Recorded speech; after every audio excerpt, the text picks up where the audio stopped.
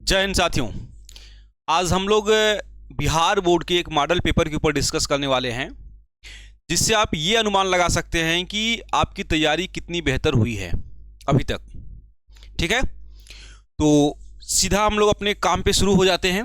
सीधी बात, नो बकवास, क्योंकि कम समय में ज़्यादा क्वेश्चन को हम लोग अटेंड कर पाएँ, इसके ऊपर हमारा टारगेट रहेगा। तो हम थोड़ा सा क्वेश्चन को फास्ट जल्दी जल्दी कराने की कोशिश करेंगे, जिससे कम समय लगे और पूरा चीज़ कवर भी हो जाए। नहीं तो आपको भी पता है कि एक मॉडल पेपर को सॉल्व करने में जब 3 घंटा से ज़्यादा समय लग जाता है, तो हम भी उतना लगा देंगे तो मज़ा नहीं आएगा। कोशिश रहेगा कि आधे घंटे डेढ़ घंटे के अंदर, आधे घंटे में तो नहीं होगा, 1 घंटे डेढ़ घंटे में कंप्लीट कर लें। चलिए, तो सीधा आते हैं अपने क्वेश्चन के ऊपर। देखिए, आपके सामने आपका सवाल पहला है, कह रहा है कि निम्न में कौन एक लिंगी है। ठीक, अब यहाँ पे ऑप्शन दिया हुआ है सरसों, गुड़हल, पपीता और इनमें से कोई नहीं। तो आपको ही पता है कि इसका ऑप्शन क्या हो जाएगा। 1 मिनट, चलिए, इसका आंसर क्या हो जाएगा आपका पपीता। ठीक, ऑप्शन सी सही होगा। अब आते हैं अगले सवाल के ऊपर। कह रहा है कि निम्न में से किसमें जल परागण होता है। जलकुंभी के अंदर होगा, कमल के अंदर होता है, या हाइड्रिला के अंदर होगा, या बी और सी दोनों के अंदर होगा। तो इसका जवाब हो जाएगा, देखिए, हाइड्रिला। ठीक, चलिए, ये वाला जो ऑप्शन सी। अगले सवाल पे आते हैं। वायु परागित पुष्प सामान्यतः होते हैं, कैसे होते हैं। आकर्षक उसके अंदर होता है, मतलब वायु परागण करने वाले पुष्प के अंदर आकर्षण देखने के लिए मिलेगा या नहीं। छोटे होते हैं, रंगहीन होते हैं, बी और सी। तो आपको ही समझ में आ रहा है कि वायु परागण जो होता है छोटे परागकणों के अंदर होता है और रंगहीन होते हैं, इसलिए ऑप्शन जो आपका सही होगा वो डी सही हो जाएगा।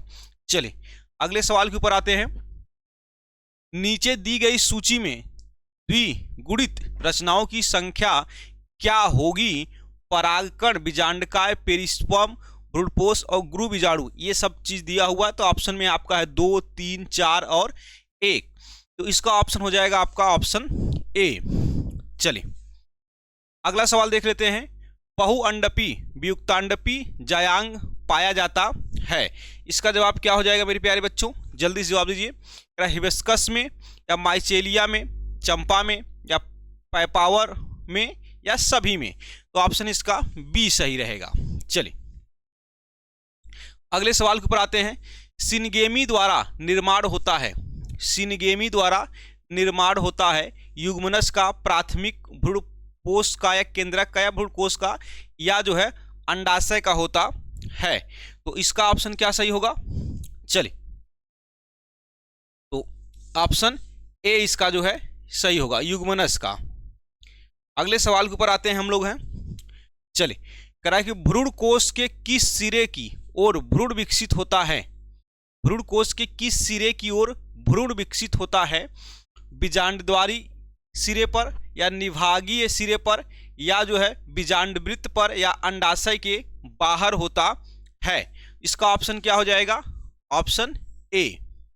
ठीक, चलिए, अगले सवाल पे आते हैं। कह रहा है कि पार्चुरेशन के लिए संकेत कहाँ से शुरू होता है। प्लासेंटा से, प्लासेंटा तथा पूर्ण विकसित गर्भस्थ शिशु से, या माता की पिट्यूटरी के स्रावित ऑक्सीटोनिक द्वारा, या पूर्ण विकसित गर्भस्थ शिशु द्वारा होता है।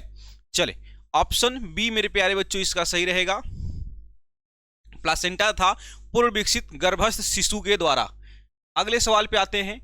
योनि द्वार प्रायः एक पतली झिल्ली से ढका होता है, जिसे कहते हैं, क्या कहेंगे।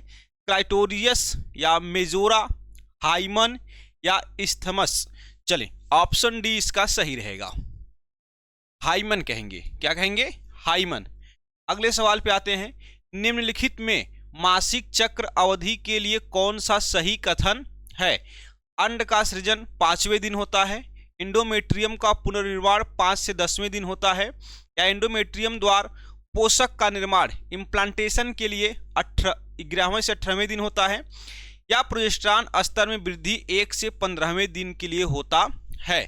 तो इसका जवाब क्या हो जाएगा मेरे प्यारे बच्चों, ऑप्शन बी आपका सही रहेगा। चलिए, एंडोमेट्रियम का पुनर्निर्माण 5 से 10वें दिन होता है। चलिए, अगला देख लेते हैं। मासिक धर्म के आरंभ से स्रावित होने वाले हार्मोन के क्रम हैं।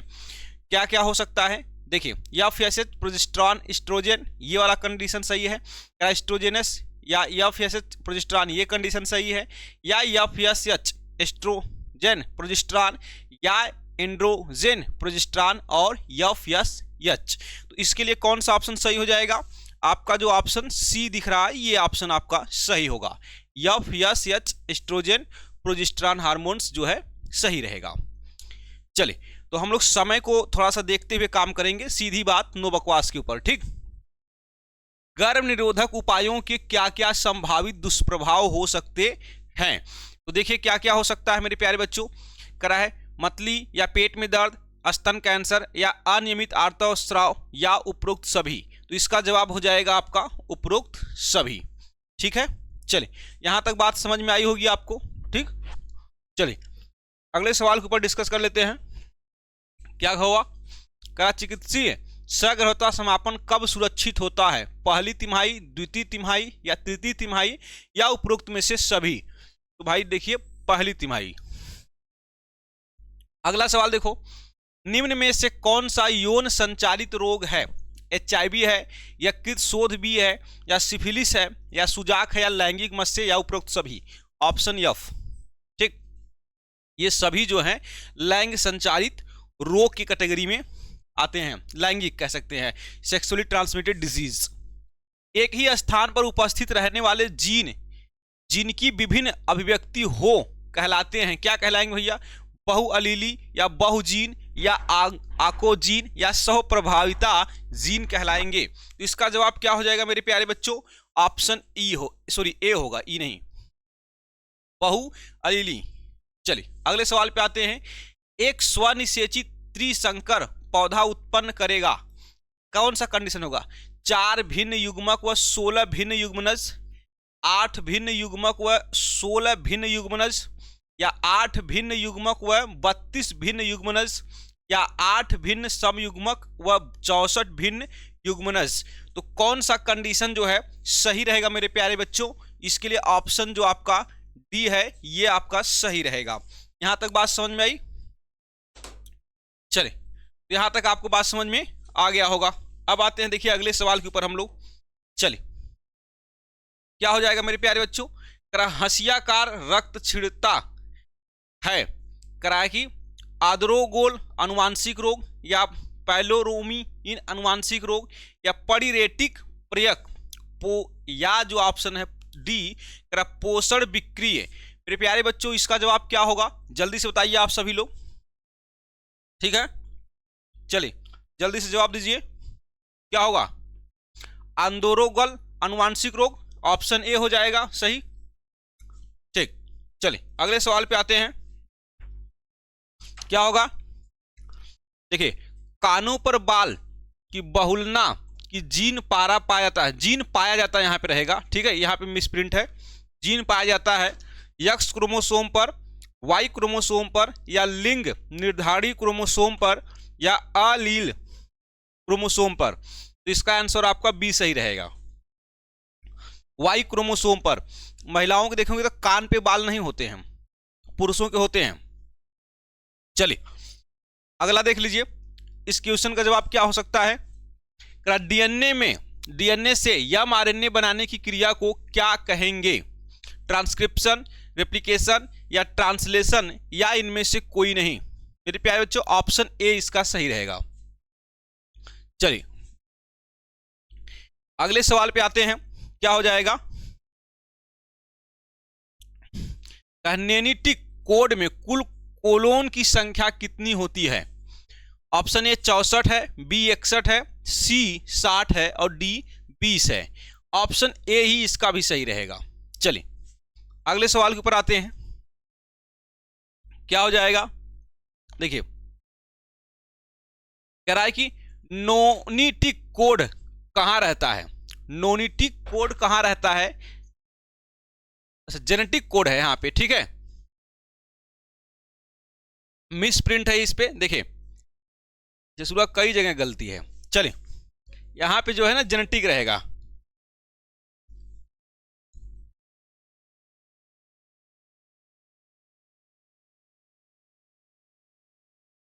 चले इसको जेनेटिक कर लेते हैं। जेनेटिक कोड कहाँ रहता है, आरआरएनए पर, टीआरएनए पर, या आरडीएनए पर, या जो है एमआरएनए पर। तो कहां पर होगा इसका ऑप्शन सही कौन सा हो जाएगा? चलिए ऑप्शन बी जो है सही रहेगा। ठीक, अगले सवाल को देख लेते हैं, क्या होगा इसका जवाब। देखिए, निम्नलिखित में किस जिम्नोस्पर्म का, किसे जिम्नोस्पर्म का, यहां पर रहेगा किसे, निम्नलिखित में किसे जिम्नोस्पर्म का युग कहा जाता है? तो किसे कहेंगे? देखिए, पॉलियोजोइक युग को, या मिसोजोइक को, या सिनोजोइक को, या प्रोटेरोजोइक। तो इसका ऑप्शन बी सही रहेगा। ठीक, चलिए आगे देख लेते हैं। अगला सवाल क्या हो सकता है? देखिए, मुर्दे को दफन करने एवं धर्म के प्रमाण सर्वप्रथम किस जीवाश्म से मिलते हैं? आप जब पढ़ रहे होंगे जीव विकास, तो वहां पे एक चीज पढ़े होंगे कि किस समय मनुष्य ने ये चीजें डेवलप की थी कि हमको मुर्दों को दफनाना है, और उसका जो अंतिम संस्कार करने वाला जो कंसेप्ट है वो कब आया। देखिए कहाँ देखने के लिए मिला था, निएंडरथल के अंदर, या क्रो-मैग्नॉन के अंदर, या होमो इरेक्टस के अंदर, या होमो हैबिलिस के अंदर। तो वही जो है ये आपको देखने के लिए मिला था ऑप्शन ए, निएंडरथल के अंदर। चलिए अगले सवाल पे आते हैं हम लोग हैं, क्या हो जाएगा? डायनासोर का स्वर्ण काल कौन सा है? पालियोजोइक, या सिनोजोइक, या जो है ट्रायसिक, या जुरासिक। आप एक मूवी देख सकते हैं, ज़्यादा समझ में आ जाएगा आपको। एक जुरासिक पार्क करके एक मूवी बनी हुई है, वो स्पेशली बना है सिर्फ डायनासोर के ऊपर, और वो बताने की कोई कोशिश की गई है उस मूवी में कि इस टाइम पे जो है डायनासोर कैसे रहे होंगे, या कैसे वो सर्वाइव कर रहे थे, क्या कंडीशन रहा होगा, एटमॉस्फेरिक कंडीशन, उसी के ऊपर ये मूवी बनाई गई है जुरासिक पार्क। तो इस तरह से भी आप उसको याद रख सकते हैं, और मूवी देख लेंगे तो जिंदगी भर याद रह जाएगा कि किस टाइम पे डायनासोर थे। चलिए अगले क्वेश्चन पे आते हैं, कराए की। देखिए 28वां जो क्वेश्चन हमारा है, जावा कपि मानव की कपाल क्षमता थी, तो कितना था?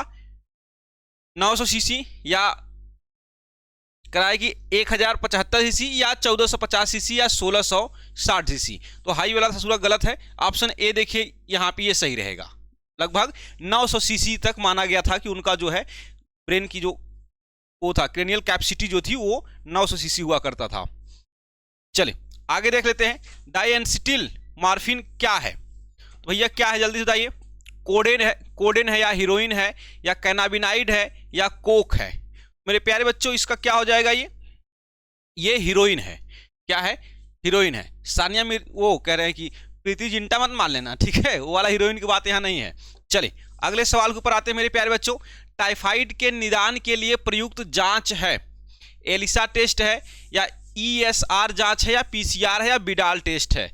जब आप टाइफाइड पढ़ते हैं तो आप उसमें पढ़े होंगे कि टाइफाइड का जो जांच होता है वो इसके जरिए होता है, बिडाल नामक टेस्ट के जरिए होता है। ठीक है, यहां तक तो बात समझ में आई होगी आपको। चलिए अगले सवाल पे आते हैं, सर्प विष का प्रति विष में निहित है, कौन सा चीज होगा भैया? Antigen, antibody, enzymes. तो मेरे प्यारे बच्चों इसका जवाब क्या हो जाएगा? चलिए, सर्प विष का प्रति विष में निहित है तो एंटीबॉडी। चलिए आगे देख लेते हैं, सोमाक्लोन विविधता किनके द्वारा प्राप्त की जाती है? ऊतक संवर्धन द्वारा, गामा संवर्धन द्वारा, या उभय मिश्रण या रासायनिक उत्परिवर्तन के जरिए आपको देखने के लिए मिलेगा। तो क्या हो जाएगा? ऊतक संवर्धन। मेरे प्यारे बच्चों क्या होगा? ऊतक संवर्धन। बासमती चावल की कितनी किस्में भारत में पाई जाती हैं? मेरे प्यारे बच्चों सीधा सीधा याद रखिएगा, 27 पाई जाती हैं। कितना? 27। बासमती की कुल जो चावल की किस्में हैं वो कितनी हैं? 27 हैं। ठीक,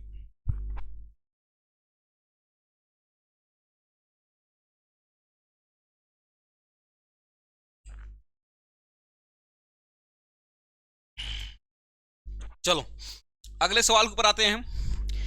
निम्नलिखित में से किस तकनीक के प्रयोग से पीला मोजेक वायरस प्रतिरोधी मूंग दाल प्राप्त किया गया था? उत्परिवर्तन प्रजनन द्वारा, या प्रस्तुतीकरण द्वारा, या संकरण ऊतक संवर्धन के द्वारा किया गया था। तो मेरे प्यारे बच्चों इसका जो है ये प्राप्त किया गया था उत्परिवर्तन प्रजनन के द्वारा। चलिए अगला देखते हैं, बायोगैस में मिश्रित गैसों का नाम है। कौन सा ऑप्शन इसमें से आपको सही लग रहा है? एक बार देखिए, मैं आपको 1 मिनट का इसके लिए समय दे रहा हूं जिससे आप समझ पाएं क्या हो सकता है। ठीक है, ठीक, जल्दी जाइए।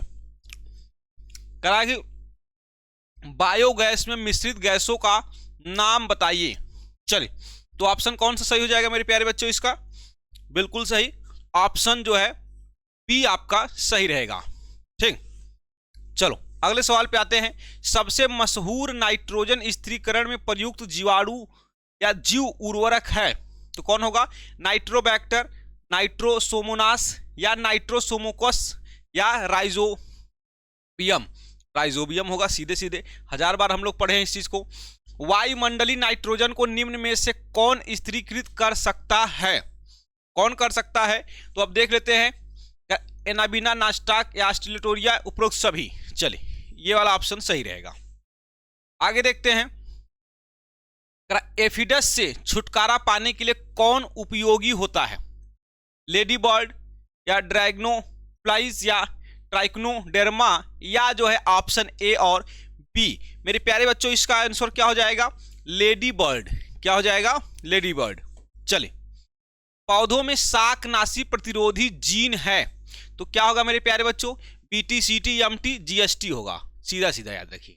वैसे देश को बर्बाद जीएसटी कर रहा है ना, इधर भी देखो जीएसटी है। चलिए आगे देखिए, एगारोज जेल पर अलग किए गए डीएनए के टुकड़ों को किससे रंगने के बाद देखा जा सकता है? एनिलीन ब्लू द्वारा, एथिडियम ब्रोमाइड द्वारा या ब्रायोफिनाल ब्लू द्वारा या एसिटो कार्मीन के द्वारा? बताइए किसके द्वारा ये किया जाएगा मेरे प्यारे बच्चों? तो आपका जो है ऑप्शन बी सही रहेगा। ठीक है, इथिडियम ब्रोमाइड, इथिडियम ब्रोमाइड। ठीक, इसी तरह शुरू से लेकर के अंत तक बने रहिए, फटाफट सवालों को हम लोग सॉल्व करेंगे। ठीक, समय कम है, कम समय में ज्यादा सवालों को अटेंड करना है। किसी पीएच पर बैसिलस यूरेंजिएसिस के द्वारा संश्लेषित कीटनाशक प्रोटीन सक्रिय हो जाता है? अम्लीय पीएच पर, क्षारीय पीएच पर या उदासीन पीएच पर या पहले अम्लीय फिर क्षारीय पर? तो मेरे प्यारे बच्चों इसका जवाब जो है क्या होगा? ऑप्शन बी आपका सही रहेगा। क्षारीय पीएच पर जो है ये कंडीशन आपको देखने के लिए मिलेगा।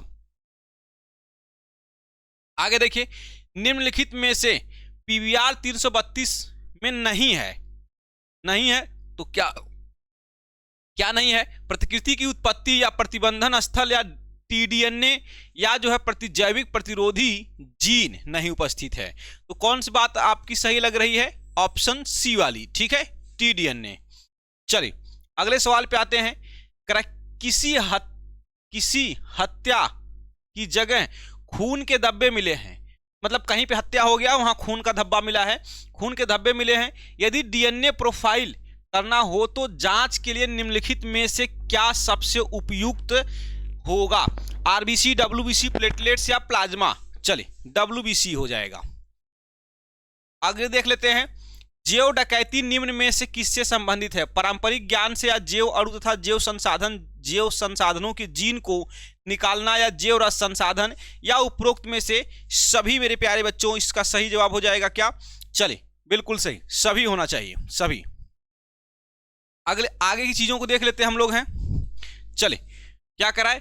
किसी अनुवांशिक रोग को किस चिकित्सा पद्धति से दुरुस्त किया जा सकता है? एलोपैथी द्वारा या सेल चिकित्सा द्वारा, जीन चिकित्सा द्वारा या अन्य विधि द्वारा? ऑप्शन सी, भैया जीन में समस्या है तो जीन चिकित्सा द्वारा ही करेंगे। चलिए अगली बात पे देख लेते हैं, निम्नलिखित में कौन जीवाणु कीटनाशक प्रोटीन संश्लेषित करता है? तो भैया कौन करेगा? इसका जवाब क्या हो जाएगा? एग्रोबैक्टीरियम, बैसिलस थ्यूरिएंजिएसिस या जो है एस्चेरिया कोलाई या आर्कियोबैक्टीरिया? ऑप्शन जो है भाई बी सही रहेगा, ऑप्शन बी। चलिए तो अगले सवाल पे आ जाते हैं, क्या हो जाएगा? एक छोटी मछली शार्क के आधार पर चिपकी रहती है, एक छोटी मछली शार्क के आधार पर चिपकी रहती है और इससे भोजन प्राप्त करती है, यह संबंध कहलाएगा प्रतिजीविता, सहभोजिता, परजीविता या परभक्षण? भाई सहभोजिता कहलाएगा। क्या कहलाएगा? सहभोजिता। चलिए अगले सवाल के ऊपर आते हैं। लाइकेन किसका समूह है? लाइकेन किसका समूह है? तो मेरे प्यारे बच्चों, शैवाल तथा शैवाल का गलत, शैवाल तथा कवक का, शैवाल तथा उच्च वर्गीय पौधों की जड़ों द्वारा, कवक तथा कवक का, ऑप्शन बी सही रहेगा। चलिए शैवाल तथा कवक का होता है। आगे देख लेते हैं मेरे प्यारे बच्चों क्या हो जाएगा। ठीक कराएगी। न्यूमेटोफोर समानतः पाए जाते हैं मरुद्भिद में या जलोद्भिद में या मीसोफाइटस में या लवणोद्भिद में? चले ऑप्शन डी सही रहेगा, यहां पर पाए जाते हैं। अगला सवाल देखते हैं क्या चीज हो जाएगा। ठीक है चले। एरेलोपैथी किसके स्राव के कारण होता है? एरेलोपैथी किसके स्राव द्वारा होता है? नेक्टर द्वारा, विटामिन द्वारा या आविष द्वारा या फेरोमोन द्वारा? भैया आविष के जरिए होगा। चले अगले सवाल पे आते हैं क्या हो जाएगा। मृदु, क्या लिखा है? मृदु जलीय तालाब में उर्वरक डाले जाते हैं, क्या होगा मेरे प्यारे बच्चों इसका जवाब? चले तो कह रहा है कि मृदु जलीय तालाब में उर्वरक डाले जाने से क्या प्राप्त होता है? ठीक है तो इसका देखिए ऑप्शन क्या क्या दिया हुआ है। जलीय जंतुओं में वृद्धि होती है, मछलियों की आबादी में कमी होती है, जलीय पौधों की मृत्यु होती है, सुपोषण होता है। भैया सुपोषण होगा। चले अगला जवाब सवाल देखते हैं। भू जैव रासायनिक चक्र का अर्थ है जल का चक्रण, किसी परिवर्तन से ऊर्जा का चक्रण, पारितंत्र में पोषक तत्वों का चक्रण या पौधों तथा वातावरण के बीच गैसों का चक्रण? ठीक है मेरे प्यारे बच्चों इसका जवाब हो जाएगा पौधों तथा वातावरण के बीच का गैसों का चक्रण। चले अगला सवाल देख लेते हैं। पारितंत्र के उत्पाद को कहते हैं, क्या कहेंगे मेरे प्यारे बच्चों? पारितंत्र के उत्पाद को कहते हैं, क्या कहेंगे? पायोनिमर स्पीसीज या पारितंत्र सेवाएं या पारितंत्र प्रक्रम या पोषी स्तर? पारितंत्र सेवाएं। चले अगले सवाल पे आते हैं। IUCN का मुख्यालय, देखो गलत लिखा हुआ है, यहां पर रहेगा उपस्थित, लिखा है अवस्थित। ठीक है IUCN का मुख्यालय अवस्थित है नहीं बल्कि उपस्थित है, तो कहां होगा? स्विट्जरलैंड में है। पहला ये ऑप्शन सही है। ब्राजील, जिनेवा, जापान ये सब गलत है। चले आपसे सवाल पूछ ले रहा हूं। कह रहा है कि भारत में WWF का मुख्यालय कहां है? ये कमेंट में आपको बताना है। चले कह रहा है कि बाह्य स्थानीय संरक्षण का उदाहरण है बीज बैंक, राष्ट्रीय उद्यान या पवित्र उपवन या जंतु उपवन? बीज बैंक। चले अगला सवाल देखो। मानस अभ्यारण्य अवस्थित है कहां पे है? असम में है, बिहार में है, राजस्थान में है, गुजरात में है, असम में है। चलो अगला सवाल देखते हैं। निम्नलिखित में से कौन सी विलुप्त प्राय प्राप्ति है? निपेथिस, टिकोमा या इग्जोरा या बी और सी? मेरे प्यारे बच्चों इसका जवाब क्या हो जाएगा? बी और सी, क्योंकि जो है टिकोमा और इंजोरा ये दोनों हैं। आगे देखिए। प्लेट से संबंधित है अहमद खान या RC डैगर या रामदेव मिश्रा या स्वामीनाथ? तो भैया इस बात से कौन से संबंधित है? तो RC डैगर है। ठीक चलिए। अखबार के कागज में कौन सा विषैला पदार्थ होता है? CDPD, MG, HG? क्या भैया ये? चलिए शीशा। आगे देखते हैं। चिपको आंदोलन किसकी सुरक्षा के लिए शुरू किया गया था? वन के लिए, घास भूमि के लिए या पशु चारा के लिए, नम भूमि के लिए? वन के लिए किया गया था। चलो अगला देख लेते हैं। वनोन्मूलन के दुष्प्रभाव कौन सा है? कार्बन डाइऑक्साइड की मात्रा में वृद्धि, रेगिस्तानीकरण होगा या वैश्विक ताप होगा? भैया सभी बात सही है, ऑप्शन ये। ठीक चले तो मेरे प्यारे बच्चों जो है ऑब्जेक्टिव क्वेश्चन यहीं पे खत्म हो गए हैं। अब बात करते हैं हम लोग हैं सब्जेक्टिव क्वेश्चन के ऊपर। ठीक है चलो हम लोग लगातार बगैर सांस लिए क्वेश्चन को अटेंड किए हैं, तो समय लगा है 25 मिनट। ठीक है क्योंकि हमने शुरू में बताया था कि क्वेश्चन फटाफट सॉल्व करेंगे, क्योंकि सॉल्व भी करना था। ठीक है चलें अब हम लोग थोड़ा सा देखेंगे जो है ऑब्जेक्टिव क्वेश्चन के ऊपर। सॉरी कह रहे ऑब्जेक्टिव देख लिए, सब्जेक्टिव क्वेश्चन के ऊपर देखेंगे। प्रोटेंडरी से क्या समझते हैं? प्रोटेंडरी से क्या समझते हैं, इसके लाभ बताइए। करा है कि प्रोटेंडरी अवस्था से पहले नर लैंगिक परिपक्व होते हैं। अब ये बात आपको याद रखनी योग्य है कि अवस्था से पहले ही नर लैंगिक परिपक्व होते हैं किसी द्विलिंगी पुष्प में, इसमें पर परागण क्रिया होता है। ये बातें आपको याद रखनी है। चले अगली लाइन के ऊपर आ जाते हैं। मध चक्र तथा ऋतुस्राव चक्र के बारे में स्पष्ट करें। नॉन प्राइमेट स्तनधारियों के अंदर खास बात करा है कि नॉन प्राइमेट स्तनधारी मादाओं में होने वाली जनन अंग में चक्री परिवर्तन को मध चक्र कहते हैं। पहली बात तो आपको याद रखना है कि नॉन प्राइमेट्स की जो स्तनधारी मादाएं हैं उनकी बात हो रही है, में होने वाली जनन अंगों में चक्रीय परिवर्तन को हम क्या कहते हैं, मध चक्र कहते हैं। जैसे एग्जाम्पल में आप याद रखेंगे किन किन लोगों को, गाय को, कुत्ता को और उसी के साथ साथ बकरी, ये तीन जीव आप एग्जाम्पल के रूप में याद रख सकते हैं। चलिए आगे देख लेते हैं मेरे प्यारे बच्चों। विपुंसन से आप क्या समझते हैं, सवाल आपसे पूछ रहा है कि विपुंसन से आप क्या समझते हैं। तो अब देखिएगा, विपुंसन एक तकनीक है जिसके द्वारा पुष्प के खिलने से पहले पुंकेसर को काट करके हटा दिया जाता है। अब ये बात आपको याद रखनी योग्य है कि विपुंसन वह तकनीक है, जैसे कोई पौधा मान लीजिए, कोई पुष्प है जिसके अंदर जो है स्त्री केसर और पुंकेसर दोनों हैं। क्या है, दोनों हैं। और जब दोनों रहेगा तो उसके अंदर से जब खिलने वाला रहेगा पुष्प, तो खिलने से पहले ही उसके अंदर से पुंकेसर को काट के निकाल लिया जाता है। और जब पुंकेसर को काट के निकाल लेंगे तो इस प्रक्रिया को नाम दिया गया विपुंसन। तो वो जो पुष्प बचा है वो अब वह पुष्प जो है उसके अंदर केवल स्त्री केसर है, तो वह एज ए मादा के रूप में उसका प्रयोग किया जाएगा। यह द्विलिंगी पुष्प में स्वपरागण क्रिया रोकने के लिए होती है। ऐसे पुष्पों को पॉली बैग या विपुंसन के बाद ढक दिया जाता है। क्यों ढक देंगे भाई, क्योंकि उसे एक होता है थैलीकरण, थैली से बांध देना या बैगिंग करना जिसे आप कहते हैं, ठीक है, उसको बांध दे क्योंकि दूसरा कोई परागकण उसके ऊपर न आ जाए। चलिए तो विपुंसन शायद आपको समझ में आ गया होगा। जल परागण के बारे में उदाहरण सहित समझाइए। जल परागण के बारे में उदाहरण सहित समझाइए। सिंपल सी बात है, वह परागण जिसके अंदर क्या होता है, वे पौधे जिसके अंदर परागण की क्रिया जल के द्वारा होती है उसे हम लोग क्या कहते हैं, जल परागण कहते हैं। या कह सकते हैं वह परागण जो जल की सहायता से हुआ है, जल परागण। सिंपल सा परिभाषा बना दो। देखिए, जल द्वारा होने वाले परागण को जल परागण कहते हैं। सिंपल सा एक परिभाषा यहां दिया हुआ है, देख लो। करा है कि जल द्वारा होने वाले परागकण को जल परागण कहते हैं। हाइड्रीला तथा बैलिस्नेरिया में जल परागण होते हैं। यहां से आप उदाहरण याद रख लीजिए।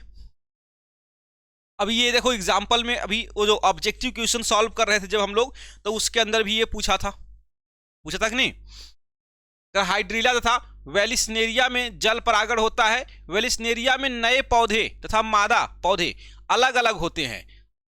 यहाँ पे नर होना चाहिए था, ठीक है, नर पौधे तथा मादा पौधे अलग अलग होते हैं, अर्थात एक लिंगाश्रयी होते हैं। अब वेलिस्नेरिया की बात कर रहा है, वेलिस्नेरिया जो है एक लिंगी पौधा है, तो इसके अंदर जो नर पौधा होगा वो अलग होगा। यहाँ पे नर था, लिखा हुआ सर्व नए है, ठीक है, ठीक है। नर पौधे तथा मादा पौधे अलग अलग होते हैं, अर्थात ये एक लिंगी होते हैं। जब नर पुष्प परिपक्व हो जाता है तब वे पौधे से विच्छेदित होकर पानी पर तैरने लगते हैं और स्त्री पौधे में वृंत लंबाई में वृद्धि करके पुष्प को जल की सतह पर लाता है। और नर पुष्प जैसे ही मादा के संपर्क में आता है, पराग कोषों से परागकण निकल करके वर्तिकाग्र से चिपक जाते हैं और इस प्रकार पर परागण हो जाता है।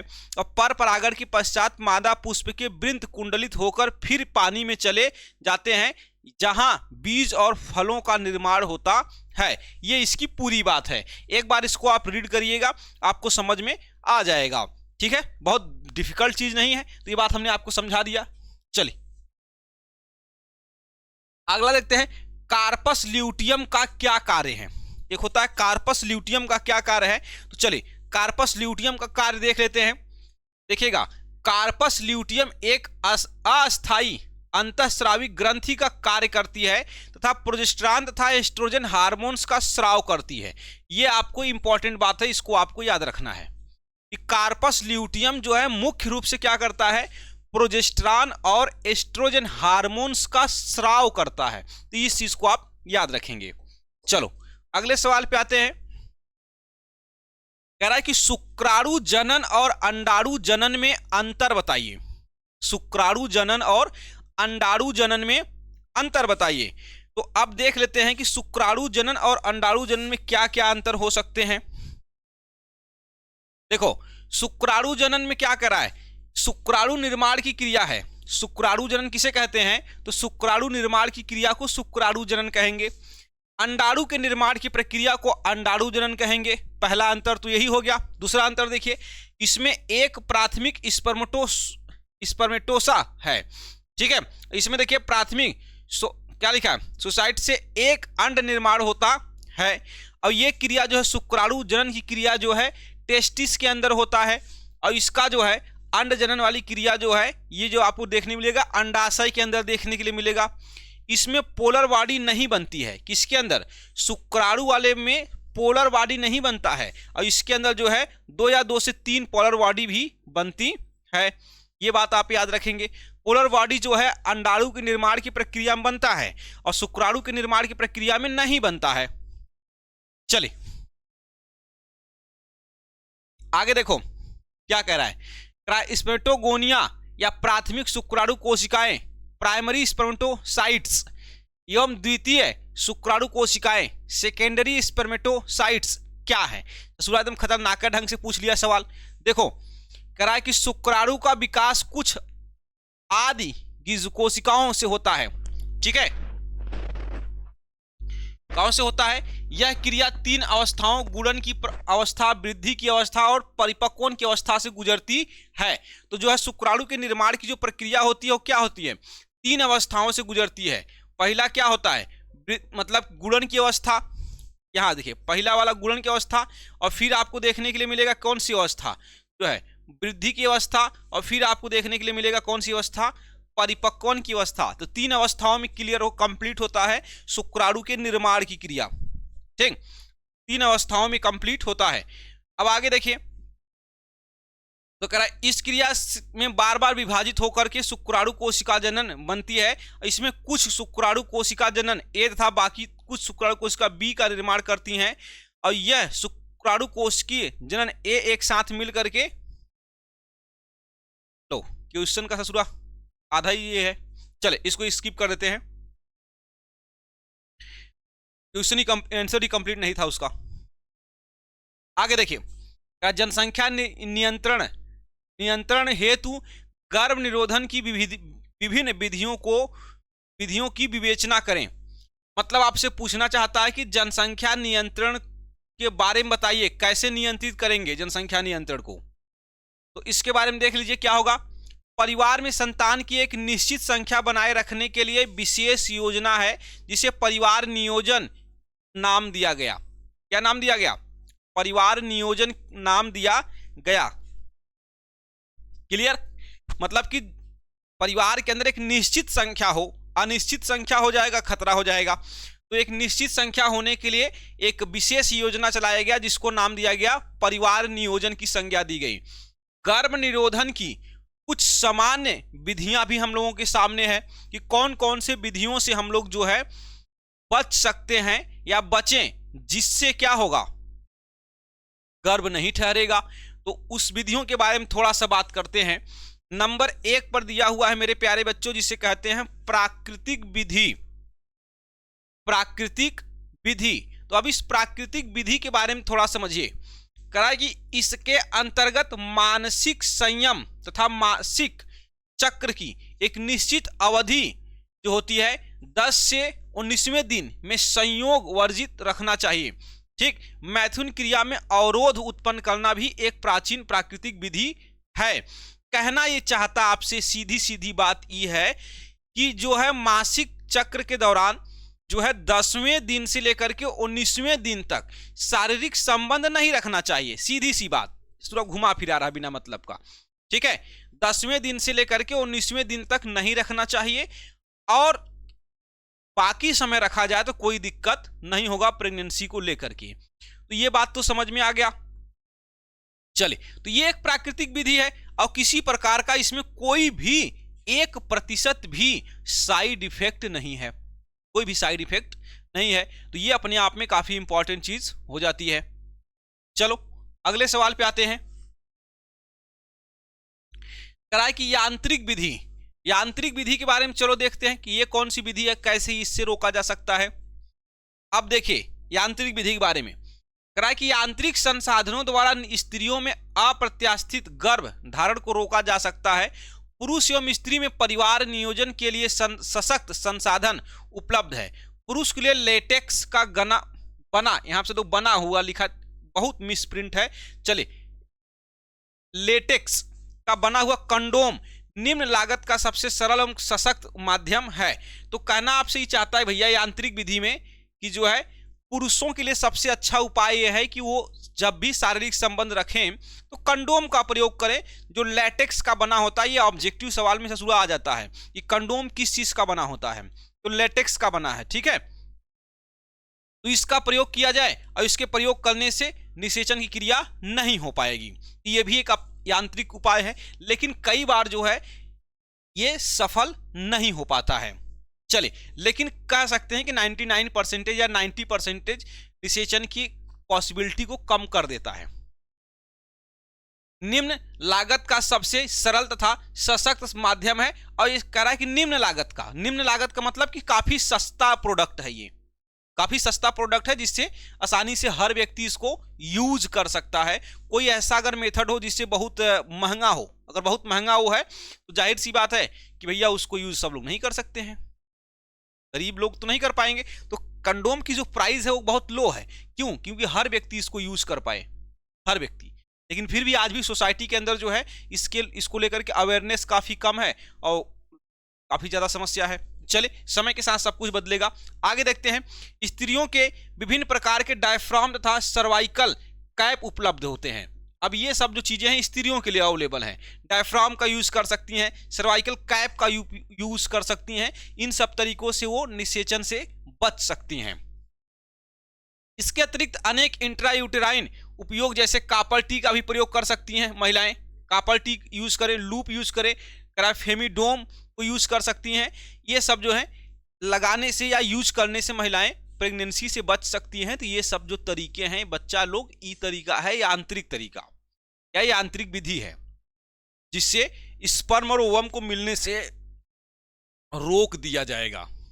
ठीक है, समझ में आ गया। चले अब आगे देख लेते हैं। क्या है, रासायनिक विधि के बारे में कुछ बात करते हैं। एक होता है रासायनिक विधि, तो अब उस रासायनिक विधि को समझते हैं।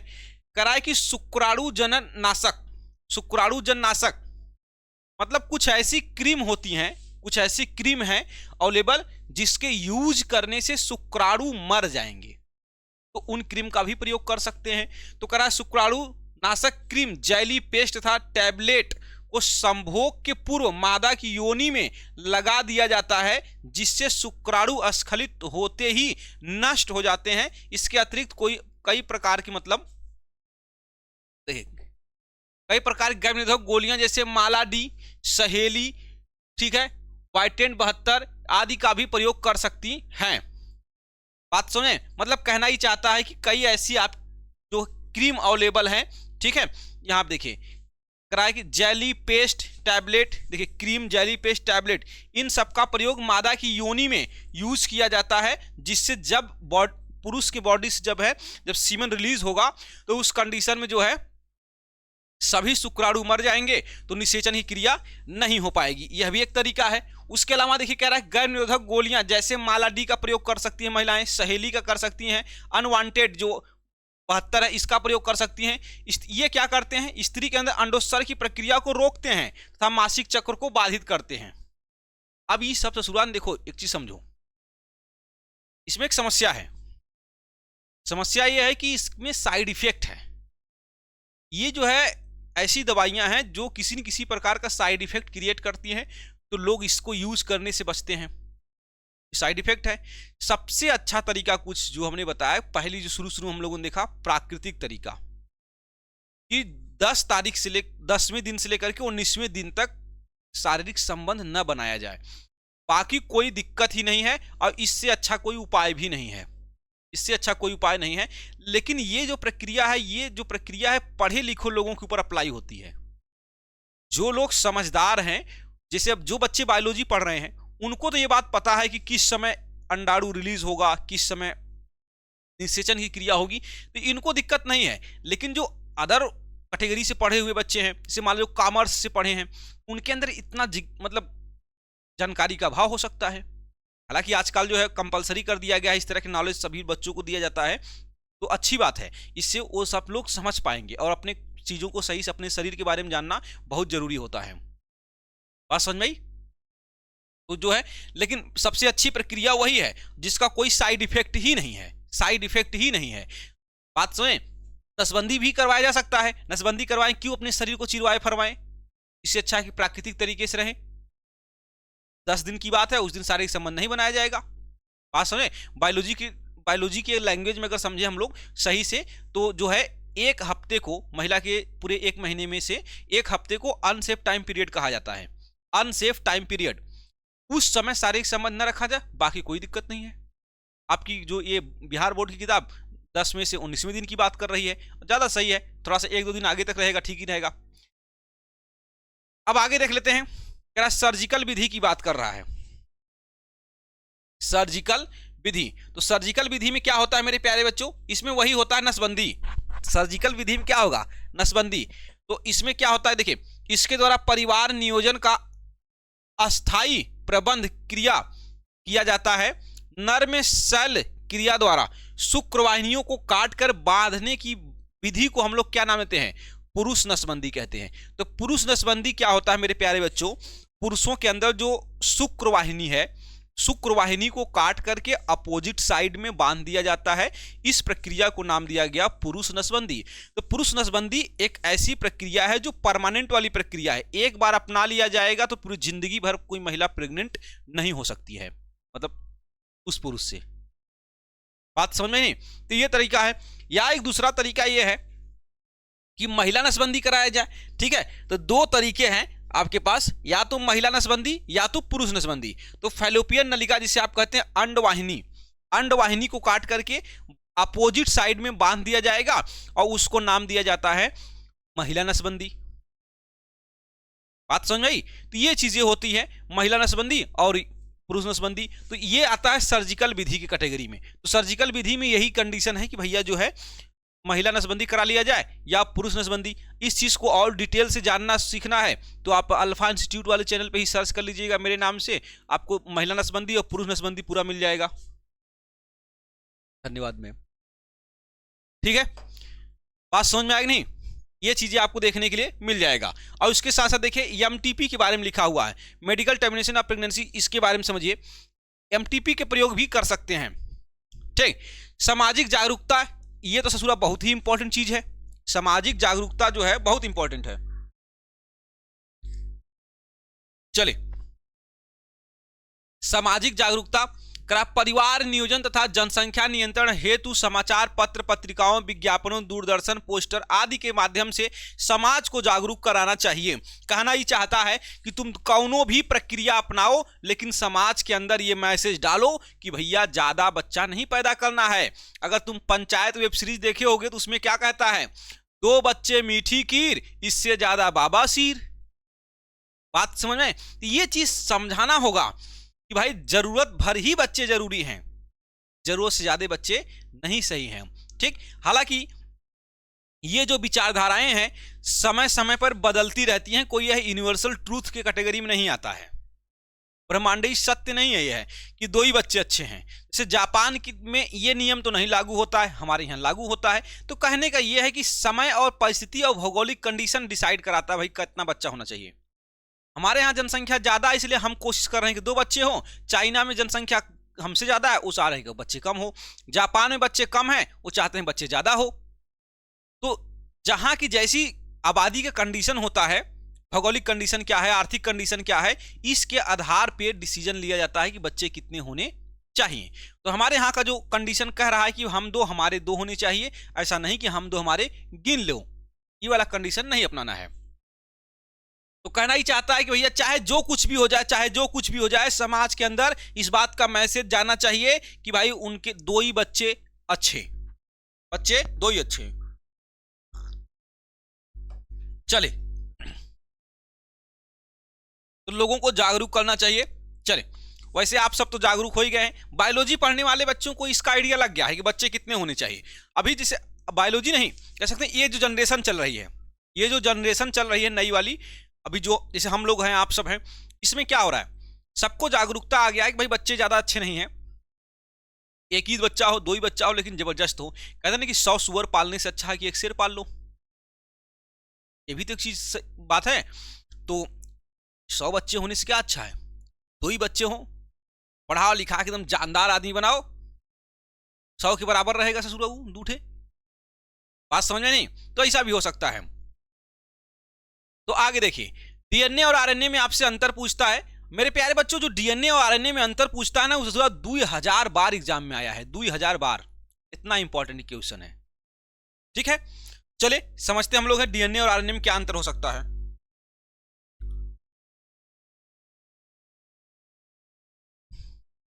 चलो, डीएनए के बारे में, यह मुख्यतः केंद्रक के गुणसूत्र में पाया जाता है, पहली बात। ठीक, चले, पहली बात क्या है कि जो डीएनए है वो कहां पाया जाएगा, यह केंद्रक में उपस्थित गुणसूत्र के अंदर पाया जाता है, ये बात हो गया। आगे देखिए आरएनए, यह कोशिका द्रव्य, यहां देखो द्रव्य लिखा गया है, द्रव्य रहेगा, यह कोशिका द्रव्य तथा केंद्रक दोनों में पाया जाता है। तो मतलब आरएनए दोनों जगह है, केंद्रिका एक होती है उसके अंदर भी प्रेजेंट होता है, और ई जोन है गुणसूत्रवा में प्रेजेंट है। गुणसूत्रवा कहां है, केंद्रक के अंदर है। आगे देखिए, ये बात समझा दिया। इसका आकार दोहरी कुंडलित जैसा होता है, किसका, डीएनए का।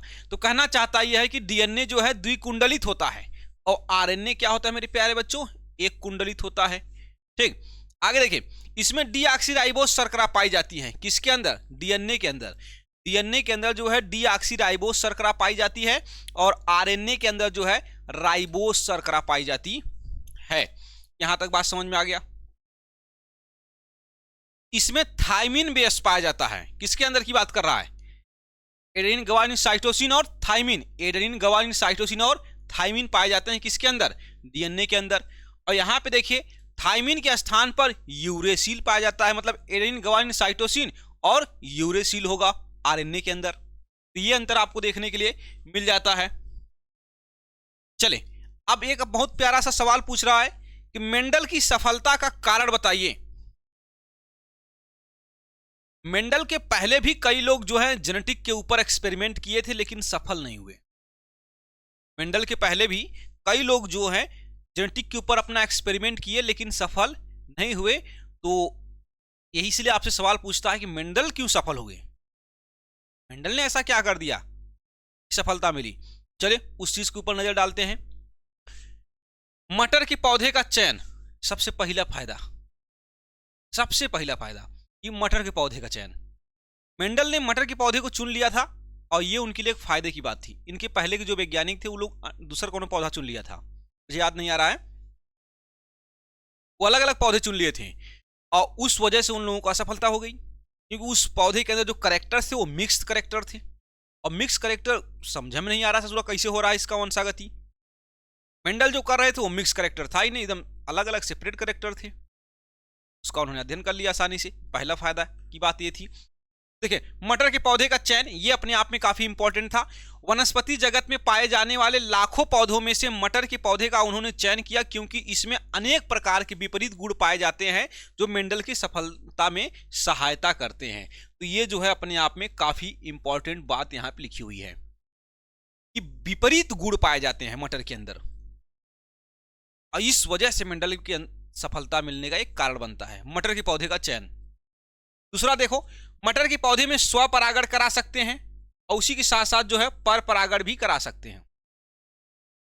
ये जो है डबल फायदा।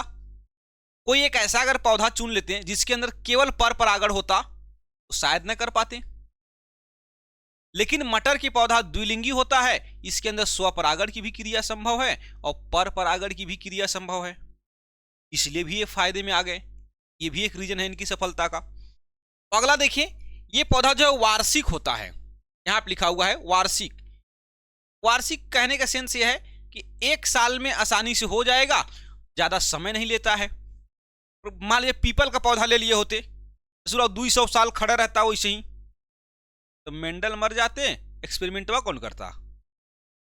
सबसे बड़ा फायदा हुआ कि मेंडल जो पौधा को चुन लिए मटर, वो एक वर्षीय पौधा था, हर साल नया पीढ़ी मिल जाएगा, ये उनके लिए फायदेमंद की बात थी। कार्य प्रणाली के बारे में देखिए थोड़ा सा। देखिए मेंडल ने यहां पे रहेगा, मेंडल ने अपने अध्ययन के लिए एक समय में सिर्फ एक गुणों का ही अध्ययन किया था। पहली बात मतलब कि मेंडल जो है एक से अधिक कैरेक्टर का अध्ययन नहीं किए, वो एक पहले कैरेक्टर का अध्ययन करते थे और एक कैरेक्टर का जब अध्ययन करते थे तो उसको बढ़िया से लिख करके रख लेते थे कि ये कैरेक्टर पे हमने अध्ययन किया, ये रिजल्ट आ रहा है। ये अपने आप में फायदे की बात थी।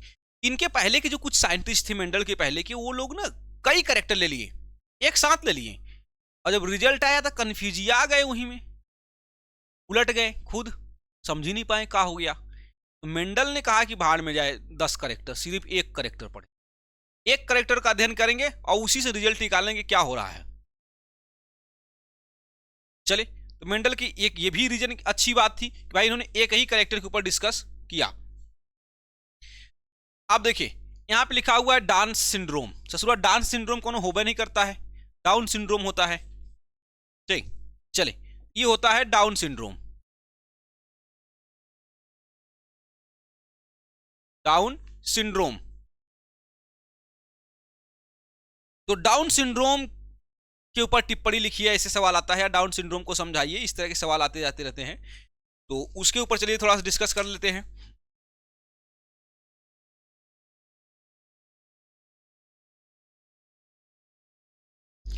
चलिए, तो हम लोग समझते हैं जो है डाउन सिंड्रोम के बारे में पूरा डिटेल से। देखिए क्या क्या हो इसके बारे में। इसे मंगोलियम या मंगोलिज्म या मंगोलियन जड़ता के नाम से भी जानते हैं। तो ये हमारे आपके काम की बात है। इसे हम लोग मंगोलियन जड़ता भी कहते हैं या मंगोलिज्म भी कहते हैं। यह सिंड्रोम 21वीं जोड़ी के गुणसूत्र के ट्राइसोमी के कारण विकसित होता है। कहना चाहता आपसे है कि जो 21वीं जोड़ी का गुणसूत्र होता है, उस 21वीं जोड़ी के गुणसूत्र पर होता तो XX ही है सामान्य तौर पे, लेकिन डाउन सिंड्रोम के पेशेंट के अंदर जो है XXX कंडीशन होगा, जिसको ट्राइसोमी नाम दिया जा रहा है। ट्राइसोमी के कारण होता है। अब आगे देखिए, विकसित होता है यह मियोसिस के दरमियान गुणसूत्र के नॉन डिस्ट्रक्शन द्वारा होता है, मतलब गुणसूत्र के अलग न होने की वजह से हो जाता है। ऐसे व्यक्ति में छोटा कद होता है। अगर उनकी बात करें कि इनके कैसे कैरेक्टर आपको देखने के लिए मिलेंगे, तो कद का छोटा होना, गोल सिर वाले होंगे, सिर गोला होगा, इस तरह का आपको देखने के लिए मिल जाएगा। अब आगे देखिए, छोटा कान, खुला मुंह, बाहर की ओर निकला हुआ लोअर लिप, जो निचला जीव है, जीभ ओठ है, ये नीचे लटका हुआ रहेगा। इस तरह के आपको सिम्टम्स दिखाई देंगे। मुंह खुला रहेगा, इस तरह की चीजें आपको देखने के लिए मिल जाएगा। अब आगे देखिए, गर्दन छोटा होता है, ये भी आपको देखने के लिए मिल जाएगा। ठीक, चले, तो यहां तक बात समझ में आई? यहां तक बात समझ में आ गया होगा कैसे कैसे होते हैं। तो मेरे प्यारे बच्चों, समय तो काफी हो गया, बोलते बोलते मेरा मुंह भी दर्द करने लगा। अब जो है बात कर लेते हैं क्वेश्चन के ऊपर, कौन कौन सा क्वेश्चन काफी इंपॉर्टेंट है जो आपके एग्जाम में आ सकते हैं। तो अब हम आपको थोड़ा ना क्वेश्चन दिखा देते हैं, बाकी आप अपने सीरीज से या बुक से जो हाथ से भी आप उसको रेडी कर सकते हैं, उसको रेडी करिएगा, ठीक है। तो इतना तो आइडिया लग गया आपको कि कैसा कैसा क्वेश्चन आने की संभावना है। चलो, ये बात समझिए, डीएनए का एक विस्तृत आरेख बनाकर उसे सही रूप से नामांकित करें। तो कहने का यह है कि मेरे प्यारे बच्चों, जो डीएनए का जो मॉडल है, डीएनए मॉडल, इसके ऊपर सवाल आ जाता है कई बार। तो डीएनए मॉडल के ऊपर जब सवाल आता है तो उसके बढ़िया से आप उसके बारे में अध्ययन करके रखेंगे, ठीक। कि डीएनए का स्ट्रक्चर कैसे बनाना है, कि किस बेस के बीच में कितना डिस्टेंस है, इस तरह की चीज़ें आपको आनी चाहिए। किसने दिया, कब नोबेल प्राइज़ मिला, ये सब चीज़ें इन्फॉर्मेशन आपके पास होनी चाहिए। तो ये चीज आपको जो है अपने बुक से इसको करना है। ठीक, ये देखिए इसके बाद एक सवाल आता है कि डार्विन पर एक निबंध लिखिए। रॉबर्ट डार्विन जो थे, रॉबर्ट डार्विन के ऊपर काफी बार सवाल आपसे पूछता है कि डार्विन के बारे में समझाइए, डार्विन के बारे में समझाइए। तो ये जो डार्विन है भाई साहब, चार्ल्स डार्विन थे, ये चार्ल्स डार्विन थे, इनके पापा का नाम रॉबर्ट डार्विन था। ठीक है, तो अब देखिए डार्विन का सिद्धांत क्या है मेरे प्यारे बच्चों, इसके बारे में आपको अच्छे से पढ़ाई करनी होगी कि डार्विनवाद क्या है, डार्विन ने कौन सी बातें समझाई थी या कौन सी बातें बताई थी। तो इसके ऊपर आपको बढ़िया से काम करना होगा कि डार्विन ने कौन सी बातें बताई थी। चले, डार्विन का जन्म कब हुआ, डार्विन किस विद्यालय में पढ़ रहे थे और किस जहाज पर गए, कितने साल तक उन्होंने रिसर्च किया, इस तरह की जो है जानकारी आपके पास होनी चाहिए जिससे आप डार्विनवाद के ऊपर एक अच्छा टिप्पणी कर सकें। किस पक्षी के ऊपर उन्होंने अध्ययन किया, क्या क्या गए, कहाँ कहाँ घूमे, ये सब जानकारी आप सीधे सीधे डार्विन की बायोग्राफी रेडी कर लीजिए। कई सवाल आप सॉल्व कर लेंगे, कई सवाल। चले, तो यहां तक तो हमने बता दिया आपको। अब आगे आ जाते हैं, क्षय रोग क्या है मेरे प्यारे बच्चों। क्षय रोग के बारे में आपसे पूछता है। तो क्षय रोग, अब यहाँ पे सवाल समझने का अर्थ ये है कि कई आप देखिए कई बीमारियां हैं जो आपके सिलेबस में हैं, तो उन बीमारियों के बारे में आप अच्छे से स्टडी कर लेंगे। कौन सी बीमारी किसकी वजह से होता है, क्या उसके सिम्टम्स हैं और क्या उसके रोकथाम हो सकते हैं, क्या ट्रीटमेंट है। ठीक, तो इसके ऊपर आपको काम करना है। जैसे क्षय रोग क्या है यहाँ पे लिखा हुआ, उसका पूरा डिटेल है, लेकिन आप एक बार अपने से सेल्फ स्टडी कर लेंगे। ठीक, तो बीमारियों को तैयार करने का तरीका ये है। देखिए यहाँ पे भी वही सवाल है, हैजा के कारण, लक्षण तथा नियंत्रण पर मतलब कि नोट लिखें, ऐसे करके सवाल लिखे। तो कहने का मतलब ये है ना कि जितनी बीमारियां आपके सिलेबस में दी हुई हैं उन बीमारियों के पीछे का होने वाला कारण, बीमारी होने के कारण, और प्लस उसी के साथ साथ जो है आपको क्या करना है, बीमारी क्यों हुआ, बीमारी के लक्षण क्या हैं, बीमारी के बचने के उपाय क्या हैं और ट्रीटमेंट क्या है उस बीमारी की, ये सब आपके पास जानकारी होनी चाहिए। एक आध दो दवाई के नाम भी अगर याद आपके रहते हैं तो काफ़ी अच्छा आपके लिए हो जाता है यहाँ पे। ठीक, चलिए अगली क्वेश्चन की तरफ आ जाते हैं। अगला क्वेश्चन यहीं पे खत्म हो जाता है मेरे प्यारे बच्चों। तो यहाँ तक बात आपको शायद समझ में आई होगी कि हम कहना क्या चाहते हैं। बहुत सारे क्वेश्चन को हमने सॉल्व खुद कराया है और आपने खुद देखा कि हमने किया। तो इस तरह के ही क्वेश्चन आने की पॉसिबिलिटी आपके एग्जाम में है। अच्छे से आप पढ़ाई करते रहिए और थोड़ा सा कोशिश करिए कि ज़्यादा अगर लंबे समय तक चीज़ों को आपको याद रखना है और धैर्यवान, तो इसके पीछे एक रीजन है। हड़बड़ाहट में पढ़ेंगे कुछ नहीं होने वाला है, हड़बड़ा के पढ़ोगे कुछ नहीं होगा। 8 घंटा 10 घंटा 15 घंटा 20 घंटा मत पढ़ो, 6 ही घंटे पढ़ो, 4 ही घंटे पढ़ो, लेकिन जब पढ़ो तब तुम्हारा ध्यान सिर्फ पढ़ाई में होना चाहिए। थोड़ा सा पढ़ो लेकिन उसे याद रखने की क्षमता रखो। और ये तब पॉसिबल होगा जब आपका दिमाग और शरीर दोनों स्वस्थ होगा। इसलिए मैंने 1000 बार आपसे कहा है कि आप थोड़ा एक्सरसाइज करिए। एक्सरसाइज करोगे शरीर स्वस्थ रहेगा और शरीर सब स्वस्थ होगा, उसके अंदर दिमाग भी स्वस्थ होगा, और फिर आप जब काम करेंगे तो आपका मन लगेगा और उसके साथ आप ज़्यादा चीज़ों को याद रख पाएंगे। किसी भी चीज़ को बोझ मत समझने की कोशिश करिए। दुनिया में कोई भी चीज़ बोझ नहीं है जब तक आप उसे बोझ माने न तब। अगर हम बोझ मान लेते हैं तब कहानी गड़बड़ हो जाती है। कई बार हम सब क्या करते हैं, काम को जो है बोझ मानने लगते हैं। जैसे ही काम को आप बोझ मानेंगे आप पाएंगे एक चीज़ कि वो अपने आप में ससुरा बोझ लगने लगता है। तो किसी भी चीज़ को हल्के में लेना है पहले तो, बस हमेशा एक दिमाग दिल से आए कि हाँ हम कर लेंगे। जब तुम ये कहते हो तुम्हारे अंदर एक ऐसी ऊर्जा जनरेट होती है जो तुम्हें उस कार्य को करने के लिए प्रेरित करती है। जिसे कहते हैं ना कि पॉजिटिव थॉट, सकारात्मक विचार। तो सकारात्मक विचार में मेरे प्यारे बच्चों वो शक्ति है, वास्तव में है। आज भी साइंस इसके ऊपर रिसर्च कर रहा है और लगातार रिजल्ट आते हैं कि सकारात्मक विचार से कार्य को करने की क्षमता बढ़ जाती है व्यक्ति की। जब आपके अंदर सकारात्मक विचार उत्पन्न होंगे तो आप कार्य ज्यादा सही कर पाएंगे, और जैसे ही आपके मन में नकारात्मक विचार आता है तुरंत ही उस कार्य को सही ढंग से करने की क्षमता आपके अंदर से कम हो जाती है। तो इस चीज के ऊपर भी आप विशेष तौर से ध्यान देंगे। बात मेरी समझ में आ गई होगी शायद आपको हम कहना क्या चाहते हैं। और पढ़ाई करते रहिए, थोड़ा सा अपने ऊपर, दुनिया के ऊपर तो विश्वास आप करते ही हैं, थोड़ा सा अपने ऊपर भी आप विश्वास करना शुरू करें। क्योंकि आप दुनिया में किसी के ऊपर विश्वास करते हैं बहुत बड़ी बात नहीं है, आप अपने ऊपर विश्वास करते हैं या नहीं ये बहुत बड़ी बात है। तो आपको अपने ऊपर भी थोड़ा सा ध्यान देना होगा। सबके ऊपर तो हम लोग ध्यान देते ही हैं, खुद पर भी थोड़ा सा ध्यान दीजिए। ठीक है, आपके विचारों में ही वो मतलब सब कुछ करने की क्षमता है। और विचार ही सब कुछ है। दुनिया में चाहे जो इंसान बहुत बड़ा हुआ है वो किसकी वजह से हुआ है, उसके विचार वैसे थे बस।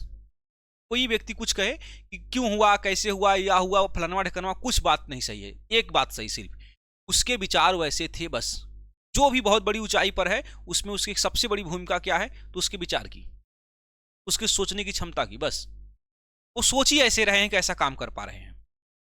जो ऐसा नहीं सोच पाएगा वो ऐसा नहीं कर पाएगा। तो सब कुछ आपकी सोच पर ही निर्भर करता है। इसलिए अपनी सोच को हमेशा सकारात्मक वे में रखिए और कार्य को करते रहिए, सीखते रहिए, लगातार सीखिए। दुनिया की हर चीज को सीखने की दृष्टि से देखिए, सीखने की दृष्टि से देखिए हर चीज को। तब आपके अंदर जब ये जिज्ञासा उत्पन्न हो जाएगी, आपकी दिमाग की सीखने की क्षमता भी बढ़ जाएगी। क्योंकि दिमाग के अंदर जब वही इन्फॉर्मेशन बार बार जाएगा कि यार सीखना है, तो एक्सेप्ट करने लगेगा। जब आप सोचते हैं यार हट, तो ये चीज़ छोड़ो, वो चीज़ छोड़ो, दिमाग रिजेक्ट करने लगता है उसको। जब ये खुद ही ससुरा कह रहा है छोड़ो तो छोड़ो, हटाओ। चलिए, तो अपनी बात को मैं यहीं पे ख़त्म कर रहा हूँ और अब मिलेंगे किसी एक नए मुद्दे पे, नई चीज़ों पे डिस्कस करते हुए मेरे प्यारे बच्चों। तो अब दीजिए हमको इजाज़त। आप सबका दिन और समय शुभ हो और मिलते हैं किसी एक नई वीडियो के साथ। अब धन्यवाद आप सभी का।